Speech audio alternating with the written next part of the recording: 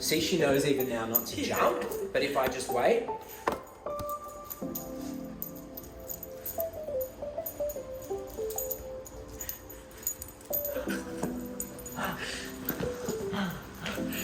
This is where she'll be like a little bit scared. Yeah, well, she's not scared. She's just sort of like sussing it out, and that's okay. Like, it takes a lot for her to actually go and like climb on you, but like.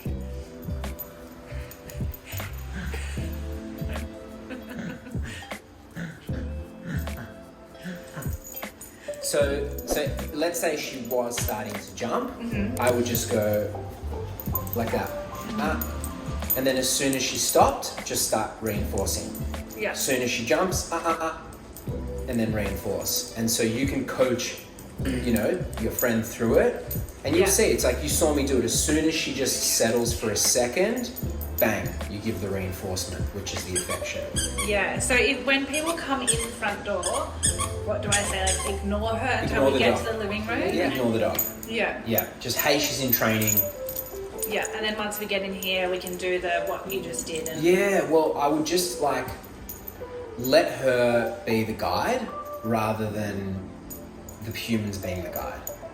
So if she wants to sniff, like obviously you saw with me, she was fine. Some people she may not be. She has that choice to not, be forced into an interaction. Yeah. And if she's chosen to Come and jump on people, then we can do then you correct.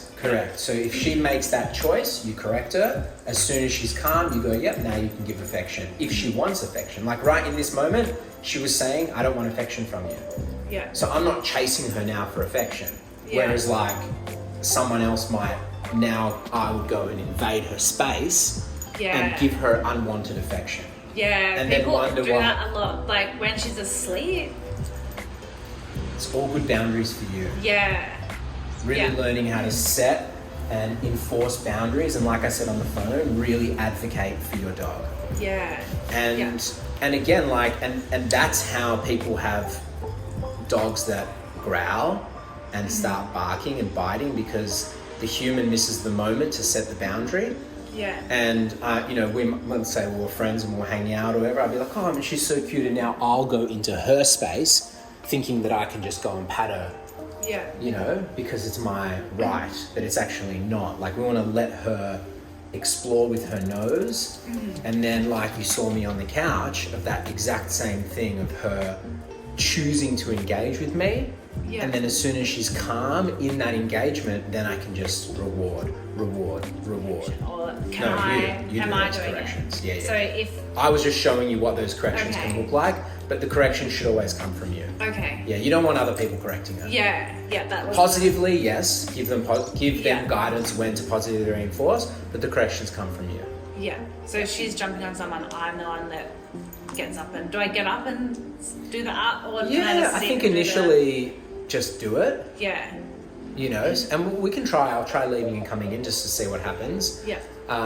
But initially, I would just be like really letting her know at that, because it's kind of like, even like when they're jumping, it's kind of, they're already in it, so it needs to be a pretty intense correction. But when they're just planning to jump, we're just going to go, hey, no. Sisha's already like, what? I'm just chewing, so I'm trying to not do too much. Yeah. But it's that same thing of, because she goes, oh, okay, it's that thing and I shouldn't do it, and it starts to unlearn that behavior. So like in the short term, it's like think less, like worry less about the correction and focus more on the affection. Yeah. Does that make sense? Yeah. So do your best just to, remembering to like only give affection when she's calm. yeah, and just encouraging people not to reinforce the jumping, because what most people do is she jumps and people will just grab her face and just pat her. So she's just learned that's how I get affection, instead of I just go and sit at people's legs and that's how I get affection. Yeah. So if you focus more on that positive training, Like I've kind of gone halfway and been like, you can't pat her if she's jumping, but she's still like really excited and like not jumping, so she's getting pats, but she's still in that like mode of not so if you feeling really calm. wanted like A++, Yeah. it would just be totally like every time people come over, for now, it's not forever, it's just for now, ignore the dog. Yeah. As soon as she's settled and relaxed, they can just come and sit with her. If she approaches them, they can give affection. If not, And don't like worry. same with housemates.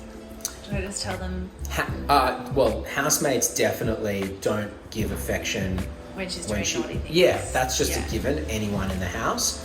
But with housemates, you could do like, are they like close friends and they're Yeah. pretty engaging? Yeah. Yeah, then I would do like what I teach you, like sharing it with them in terms of like some food training and a bit of obedience, just so she has also a leadership understanding of them too. Yeah. Because as she gets older, she'll look at you as the leader and she might, still go and run in their room and tear something up or tear up, like nip their hands or whatever, because she's just like, oh, you're just like litter mates. Yeah. But if they, like every couple of days, they just do a bit of training with you, it doesn't have to be all the time, she'll start to see them in that way as well. But golden rule, you get what you pet.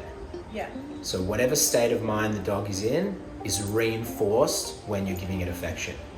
So it's just, if you just remember that and Yeah. you just start to notice. So does that work the same if like I can see that she's really anxious? Yes. And I try and comfort her? Is that Correct. making it bad? Yeah, because she's not a kid, Yeah. so she doesn't understand that your Trying to soothe her. human soothing Yeah. is trying to help her. She just sees it as you're doing good. This is a good behavior. But if anything, you just want to sit with her and just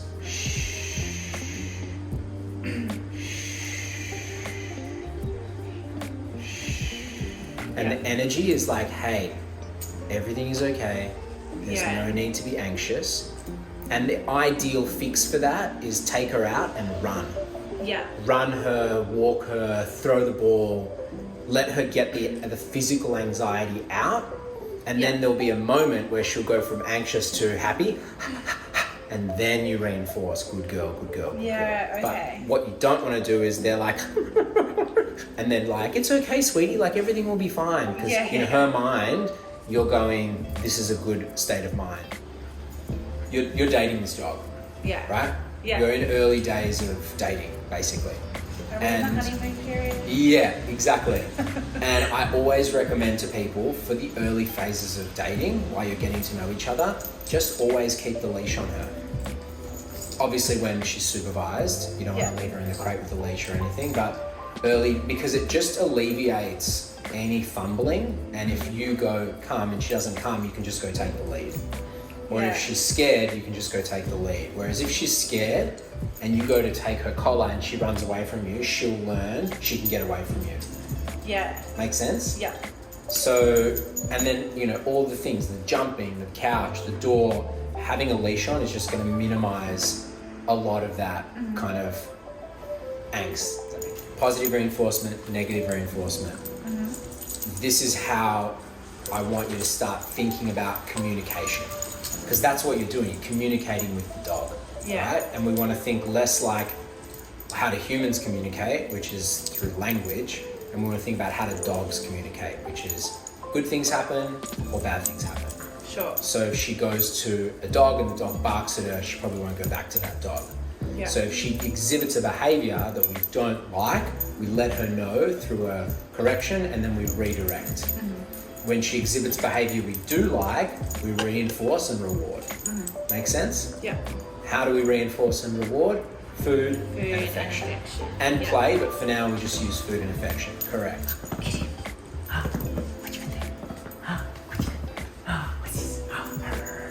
You're so strong. You're so strong. You're so strong. So I would recommend getting her a couple of tug toys. Yeah, I wasn't sure if so tugging games were good or not. Yeah. So, oh, you're so strong. Lucky I've got that red thread out that I sewed his ear back on with the other So day. you can get a few like really good quality tug toys that will just last. Yeah. But the key is you don't let them chew them. They're just for tug. Okay. And tug, if you get one by next week, I can Yeah. show you how to use it. Or by the third session, it's just a really good confidence builder. yeah. So okay. what I just did with her then is such a good confidence builder, and then it starts to. What you got? You're so strong. You're so strong. Go get it. go get it. So I'm not pulling it too hard. I'm going with her level of pull. Oh, Yeah. what you got? What you got? Come get it. Come get it. Come on. Yeah. Yeah. And so what I'm building her confidence here, and Yeah. eventually, like when I can get her a bit closer without her freaking out, I can start to, so I'm giving it to her, pulling it, see how now she's getting the game? Yeah. She's not, when I pull it, she's not giving it up because I'm encouraging her. Yeah. Yeah, good girl. Now I might be pushing her a bit too far, but I'm going to give it a shot anyway. Yeah. So then this would be a good moment. Yeah, good girl, go get it. Go get it. Go get it. Go get it. To start, because she's timid, it might not work, but let's see. Yeah, good girl. Once you've done this enough and she gets fixated on the toy, you can start practicing touch. And so it's just getting her, because you know how you said she was timid with touch? Yeah. Just getting her used to being touched, Yeah. and then also reassociating touch with play, Yeah. as opposed to whatever else it's associated for. You know, like, let go of the idea of what your relationship should look like right now, Yeah. and just let her be her. Yeah, good girl. Good girl. Yeah. And you just little bits, Yeah. little moments, and this is building. What you're doing right now is relationship building in the dog's world. Yeah. To you, it's just whatever. Yeah. Like if you're But playing she with a is, like, toddler and you're making like, her- this is boring. For a dog, this is bonding. Yeah. Do you know what I mean? Yeah. So and so in girl. those moments, like, Good girl. you're so strong, you're so big, you're so scary. It's so funny when she does the little like growl. Yeah, it was like, see how you're kind of, you have this expectation, and I come from yoga and meditation, so I'm very much about like Yeah. awareness of how we are with animals and our own level of expectation of ourselves. Yeah. See how there's already a moment. Yeah, really encouraging. Yeah. Yeah, good girl. See how there's already this expectation of like, when we're chilling, she's a meter away, and you're almost like, that's bad. Yeah. Just Well, instead I'm of like, just, I just want her to come and lie next to me. yeah. So let her do that at her own pace. Yeah. And so just have the mentality of like, it'll take as long as it takes. Yeah. And however- But like, we can, or we don't kind of don't want it. Yep. Nice. So yep. Perfect. So you might need to redo that, but this is also good. Like, so if like this were my dog, Yeah. and he was doing that, I'd just be like, and if he kept, nice, I'll show you. Pass it here. Go on.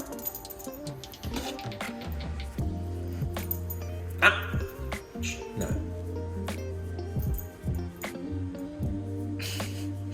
So another golden rule is you never want to move things away from them. You always want to let them know that they can't have what's on the floor. And this is Yeah. how you long-term prevent her from chocolate falls on the ground or garlic falls on the ground or whatever. Yeah. And it's just, again, no. Yeah. And if she disobeys you, it's because you haven't given her a strong enough reinforcer. No. So see how my intensity built? Because I was like, hey, I've asked you not to do that. Yeah. It's actually for her own good, because she can choke on that stuff. It's not Yeah. good for their insides. And see how now she's choosing not to keep ripping the hole? So I'm like, cool, you can keep playing with that. But if she goes to, no. She goes to rip the hole, no. So I'm teaching her that toys aren't for ripping stuffing out of, they're for chewing and playing with. Yeah. So if she then disobeyed again, I would remove the toy. Because that's the punishment. Does that make sense? Because I want to give her the opportunity to learn that when I continue to pull the stuffing out, I get told off. But if I choose to just nibble on the arm, I can continue to do this. And so Yeah. she learns I can't do it. And look, like with my dog, with Sunny, and then you can move it away. Yeah. Yeah. But I don't go, no. Because then she's just like, what's on the floor and it's mine. You know what I mean? And this is totally normal. Same with my dog, with Sunny. Like, I'll tell him off, he'll pull the stuffing out again. I'll tell him off again, he'll pull the stuffing out again, and I just put the toy away. And he's just learned now over 3, 4, 5, 6 months that you just can't do that with Tortilla. Sure. Which is her going, oh, whenever I chew that fluff, I get told off. If I don't listen more than once, Yep. the toy goes away. And like she can specify between like me saying she can't do that, but she can play with it. Through Like, repetition. yeah, okay. Through this moment passing, you bringing the toy out again, playing a bit of tug, her chewing the ends, nothing happens. She chews the middle, nothing happens. She starts pulling the stuffing out, correction. She'll learn that eventually. Yeah. And it's the same with any of her toys. Whereas I like Kong toys. Yes, she had a Kong, I've lost it. That they can just chew. There's like a thick, long green one that they can just chew for months, years. Sunny's Yeah. had one and it just doesn't wear away. Yeah. Then the round ones that you can put the food in. And this is the thing, like I always have this like argument with my partner because like she's like, can we get them new toys? I'm like, they don't need new toys. Like they Yeah. have toys and that's just, you know, that's Yeah, just, like I that's only just just her nature. re-bought this and her other little sheep because it was pissing with rain the other weekend, and I was like, well, you're not playing outside and you can't bring the sticks inside, so I'm Yeah. gonna give you something. Yeah, that well, you can get play like a with. little boomerang, and then you can throw it inside Yeah. and let her catch it and bring it back and Yeah. stuff like that. And so, yeah, that's advanced stuff anyway. We don't need to worry about that. But that's just kind of like a lesson in boundaries for her, of like understanding. Like if the remote, was on the floor, like she can Yeah. go and sniff it, she can inquire, but as soon as she puts her mouth on it, correct. Yeah. So, again, we don't want to like she's trying to get it and we're just like moving it away. Yeah. Because then she Right. learns I can just go for whatever and it just moves. Whereas we'd rather have things stay there and she learns I can't have everything on the floor. Yeah. I can have that, great things happen. I can have my ball, great things happen. But Yeah. as soon as I go for something that's not mine, there's a negative reinforcer. She So took herself into the crate. winning. Yeah, I was like, If she does that, like bring out like her meat. okay. Whatever like her high value food is. Yeah. And I'll show you sort of how we do Okay. that. Yeah, because I was like, I don't know, doing laundry or something, and she was a bit like, what are you doing? Are you leaving? Are you going somewhere? Bit scared. And she just like went and sat in the crate and watched me in the kitchen. Perfect. I was like, oh my god, you're So so good. good. Maybe you really like the crate all along and I've been depriving you from it. This is the thing that I keep trying to tell people. Like they love Like, I small knew enclosed that spaces. because a couple of times when I left her, when I first got her, she'd take herself into my room and go and sit in the crate. If you do that exercise, fulfill with training and stuff, then there's no reason you can't just put her in a crate, leave for 3 hours, 5 hours if you need to. As long as in these early phases we teach her that coming out of the crate when you're calm. Because that's the biggest mistake people make is the dog barks or it paws or it does something and the dog thinks that's how I get out, and that's how you get into this cycle of dogs start going crazy in the crate to Yeah. come out. Yeah, and then you can also, there's these good little round Kongs that you can get. And let's say you've got to leave for 4 or 5 hours. You exercise her, you do some training with her, don't feed her meal. Yeah. Then you wet the kibble, Yeah. you put it in the Kong, Yeah. you freeze that. Okay. Sorry, you put some peanut butter on the top and then Yeah. you freeze that and then you would give that to her when you leave. Same. So see how Yeah. now she's learning, she's testing. She's like, which bits of this can I touch? Correct. And Yeah. so because I'm not intervening, she's learning, I can play with it. Yeah. And so if she started playing with it, and I could even encourage it a little bit, it's easy. It's easy. Ooh. Go get it. Yeah, go get it.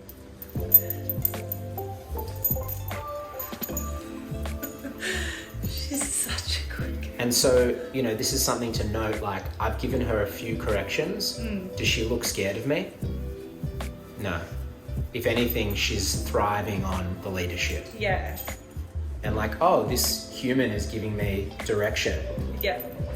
So I would just go, no. And that's what you would tell your friends to do. Yes. Same thing.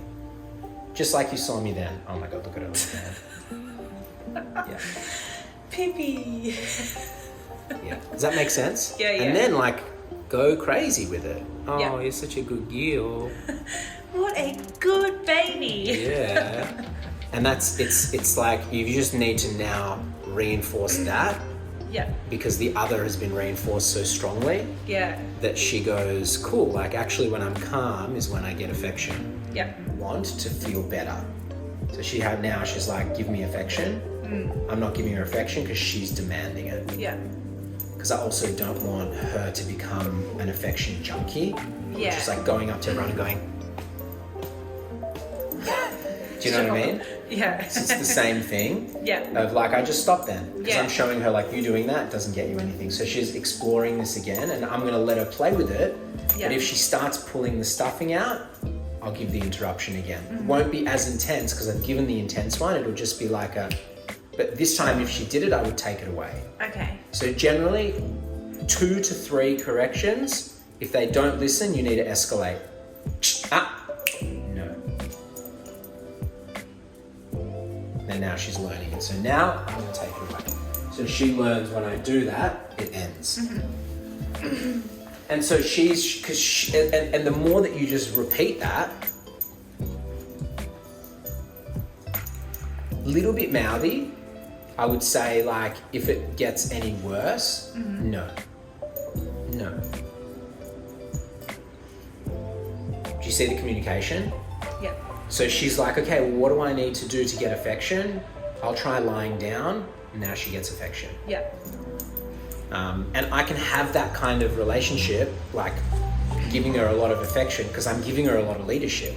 Yeah. In the moments that's needed, I'm giving her that.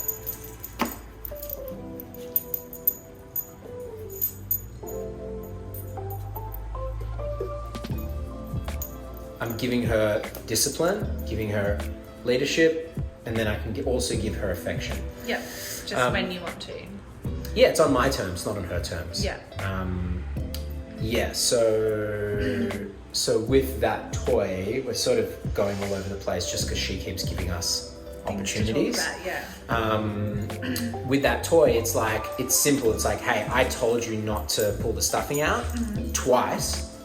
Third time, you're doing it again, there's an escalation tactic. That escalation tactic in this instance was the toy goes away. Yeah. So what we call that is play stops. So she learns when I don't listen 2 times, something worse happens. So if, like the jumping or whatever, you verbally corrected her twice and she didn't listen, then you would give her a physical correction. So she goes, oh, okay, cool, I don't want that to happen. Make sense? Yeah. And you just need to have for yourself, I'm giving you lots of options of what, the plethora of corrections that there are, and you just get to choose what works for you. And you'll just start to learn that with her.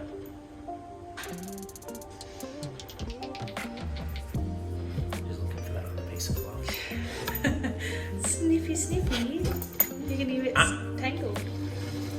See that? Yeah. And now I'm basically saying, I don't even want you to smell it. Yeah. Yeah, perfect. Nice, give her a pat. Good. Yeah. Do you see how like she's learning to make choices now? Yeah. So in that moment, she could have gone like, I want that thing, man. Give it back to me. Yeah. Bark at me or whatever. Yeah. Or she could have gone for it again, being like, you're not so tough, I don't care. Yeah. But she was like, okay, and she chose to go to you and lie down. Yeah. Fantastic choice. What do you get? Lots of affection. That's Yeah. what you get. Yeah. And so do you see how now you're also showing her leadership by giving her reinforcement in the right moment? Yeah. Make sense? Yeah. Cool. So it's like a whole just mentality of like how we are with our dogs, Yeah. which comes down now to training. So I believe personally that like training and exercise and meals shouldn't be separate. Yeah. So if you what I'm going to show you is like best case scenario if you have like, all the time in the world, what a training scenario looks like. Yeah. And then you can navigate that as you feel based on how much time you have. Yeah. Yeah. And then in the email, I'll write kind of the program. So it'll be like this, 2 minutes, this, 5 minutes, this, 10 minutes. And then you can adjust and will that. some of that as be you stuff need. I can do with her when we're at the beach? It will all be stuff you can do with her at the beach. Yeah. Great. Yeah. Great. Yeah. But did some- I would also recommend like let's say you go to the beach for an hour. Yeah. I would recommend doing training here for 20 minutes and going to the beach for 40 minutes. Yeah, okay. So that, because this is where you're really initially just gonna, this is her home, and you're really gonna develop the strongest relationship here. Mm-hmm. And there's also the least distraction, so it's easier. Yeah. And this is sort of something I tell people, like the beach should be like a fun activity, but it, in my view, it shouldn't be your everyday thing. That's just my view. Doesn't Okay. mean you have to adopt it.